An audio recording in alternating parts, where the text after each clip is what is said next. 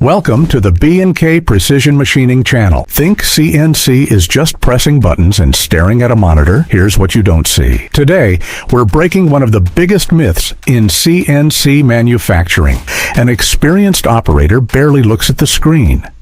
And it's not because they don't care. It's because the most important information isn't there. The screen shows numbers, but the process lives here. Look at the chips. They say more than the display ever will. Too long? The process is unstable. Color changed? Temperature is already out of control. A slight whistle? The tool has started to sing. And the operator hears it before you ever see an alarm. They can feel when system rigidity starts to drop, when the dimension is about to go negative before you even measure it. A good operator knows if the part will pass inspection before the final measurement. Not magic. Physics. Experience. Understanding the process. CNC isn't about buttons.